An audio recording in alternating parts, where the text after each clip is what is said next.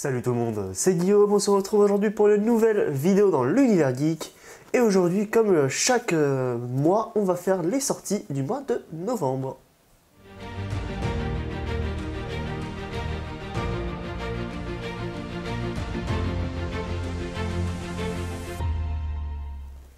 En effet, assez peu de sorties finalement que je trouve très intéressantes sur ce mois de novembre, mais on va quand même en citer quelques-unes, notamment dans un premier temps Football Manager 2024 qui sortira donc le 6 novembre. Alors l'accès anticipé a déjà commencé depuis quelques jours, depuis quelques semaines. Moi j'y joue depuis quelques jours. C'est un opus très intéressant avec pas mal de nouveautés, notamment dans la simulation de match où on voit des positions de joueurs beaucoup plus diversifiées, beaucoup plus réalistes par rapport à la tactique offensive et défensive. Donc on peut vraiment avoir deux compositions un peu différentes en attaque et en défense, ce qui est quand même ça très intéressant. Même les animations des joueurs du ballon en match ont été quand même pas mal améliorées. Je trouve qu'il y a de nouveaux aussi... il y a aussi de nouveaux modes de jeu, donc le mode de jeu classique Football Manager, le mode de jeu réaliste où les joueurs qui ont rejoint le club ou quitté le club vont le rejoindre ou le quitter, mais à la date exacte où ils l'ont quitté ou rejoint dans la vraie vie, ou le mode personnalisé où vous commencez donc votre carrière avec l'équipe à date, donc l'équipe qui avait en début juillet, sans tous les transferts, et vous refaites les transferts de l'équipe. Voilà, il y a d'autres nouveautés. Globalement, ça reste des nouveautés très intéressantes qui redonnent un peu envie de jouer de nouveau au jeu, mais c'est pas non plus un renouveau pour la saga. Ça reste globalement ce qu'on connaît, ce qu'on sait du jeu. On sait que le 25 sera donc le renouveau de la saga, c'est en tout cas ce qu'a annoncé Sport Interactive, mais en tout cas ce 24 là apporte des nouveautés très intéressantes, des nouveautés même que je pense supérieures aux nouveautés qui avaient été apportées dans les précédents opus depuis 1 ou 2 ans. Donc je dirais que sur les 2 dernières années, c'est là où il y a des nouveautés les plus intéressantes je trouve. Donc franchement un bon jeu que je vais jouer tout au long de l'année comme les 2 précédents. Et en tout cas, hâte de voir ce que le 25 va donner parce que c'est vraiment ça qu'on attend le plus pour l'année prochaine. 2 jours après la sortie de Football Manager sortira donc au cinéma The Marvels, donc le nouveau film Marvel qui arrivera dans nos salles. On y retrouvera donc Brie Larson, Tevona Paris, Iman Vellani ou encore Samuel L. Jackson qu'on a retrouvé récemment dans son rôle de Nick Fury dans Secret Invasion. Donc ça se passe après Secret Invasion d'après ce que j'ai compris. Voilà, c'est pas un film moi qui m'attire spécialement au vu des bandes annonces. Je trouve que c'est un film un peu trop léger en tout cas de ce que ça nous montre. Moi c'est pas forcément le genre de film que j'attends du côté du MCU. Je le regarderai quoi qu'il arrive quand il sortira plus tard sur Disney+, ou sur Canal ou les choses comme ça, sur des plateformes et tout. Mais en tout cas c'est pas un film que j'irai voir au cinéma. On sait donc que les 3 personnages de Marvels vont échanger leur place un peu dans l'espace à chaque fois qu'ils utilisent leur pouvoir. Exactement pourquoi, je sais pas trop. Quel sera l'ennemi? Je crois que c'est les cris ou quelque chose comme ça. Voilà, je sais que j'ai pas énormément d'infos sur le film. C'est pas un film moi qui m'attire énormément. Ça reste une grosse sortie quand même pour ce mois de novembre parce que ça reste un film Marvel. Mais je suis pas convaincu non plus que celui-là fasse des chiffres extrêmement hauts. Donc voilà, en tout cas quand même hâte de voir les premiers retours, ce que ça va donner, les premiers avis, voir ce que les gens vont penser du film. Mais en tout cas moi j'en attends pas énormément. Le 10 novembre prochain sur toutes les plateformes PC, PS5, PS4, Xbox One, Xbox Series XS sortira donc Modern Warfare 3e du nom, donc le 10 novembre. J'ai pu tester la bêta, j'ai joué un petit peu à la bêta, les sensations étaient très bonnes. Honnêtement, le gros point positif, c'est le retour de toutes les maps de Modern Warfare 2 de 2009, donc le vrai Modern Warfare 2.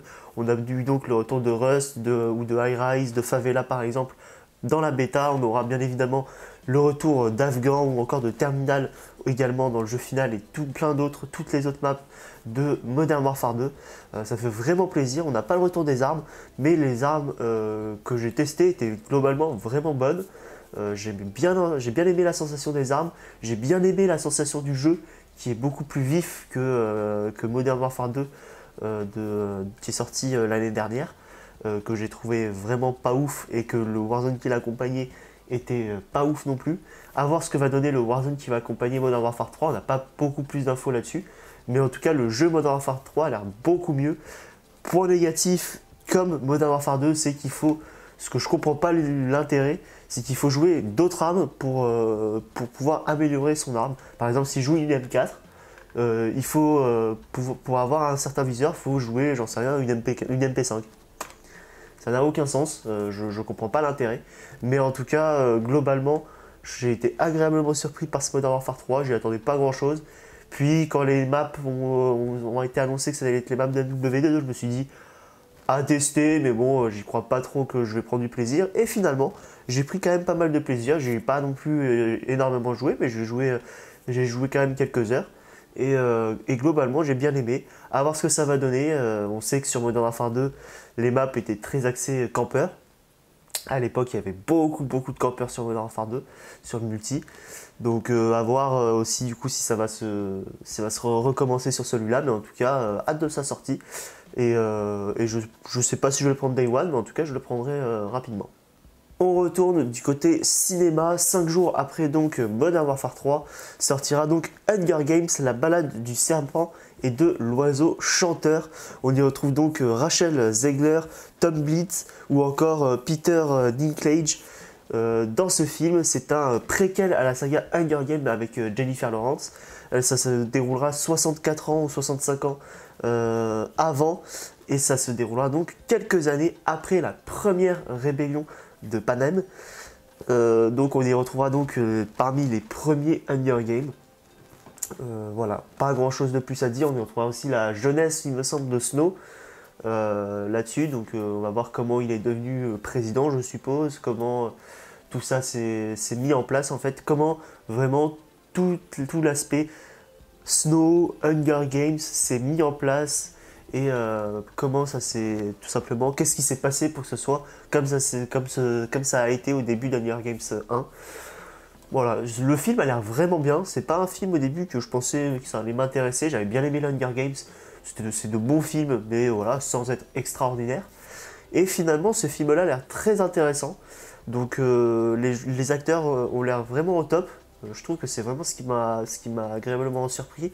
C'est que je trouve que les acteurs sont bien mis en avant dans les bandes annonces en tout cas, avec des scènes, des expressions, des manières de jouer très intéressantes. Donc je regarderai ce film au cinéma, je sais pas, peut-être, mais en tout cas je vous tiendrai très certainement au courant sur ce film, sur en tout cas ce qu'il donne. Et la dernière sortie de ce mois de novembre qui a retenu mon attention, la sortie que j'attends clairement le plus, c'est bien évidemment au cinéma le 22 novembre, un film d'Apple TV avec Joaquin Phoenix et Vanessa Kirby. On parle bien évidemment de Napoléon. J'ai fait une réaction au deuxième trailer de Napoléon. J'avais pas fait le premier, mais j'avais kiffé aussi. Vraiment, c'est le film que j'attends le plus sur cette fin d'année. Je pense qu'avec Oppenheimer et les Gardiens de la Galaxie 3, ça peut être les 3 meilleurs films de cette année pour moi, de mon côté. Joaquin Phoenix a l'air extraordinaire. Il peut clairement aussi aller concurrencer Cillian Murphy pour le rôle, pour l'Oscar du meilleur acteur. Clairement, ça a l'air visuellement magnifique. En termes d'acting, ça a l'air d'être encore une masterclass.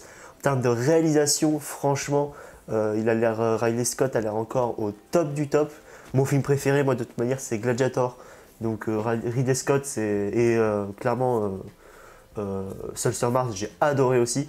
Donc Ridley Scott, clairement, c'est un réalisateur que j'estime au plus haut point. Et il a l'air encore extraordinaire ici. Et même en termes de scénario, d'histoire, moi je suis un fan d'histoire. Je suis pas un grand connaisseur de Napoléon, mais j'aime bien, enfin je m'y suis intéressé un petit peu. Et là, voir un peu retracer toute l'histoire de Napoléon, au moment où il est juste soldat, au moment où il est général, au moment où il est empereur, et probablement jusqu'à sa défaite ou sa mort, ou je sais pas jusqu'où ça va aller. Mais en tout cas, moi, c'est un film qui m'intrigue, qui m'intéresse au plus haut point. Là, pour le coup, j'irai au cinéma très très tôt, sûrement premier week-end d'exploitation pour le film.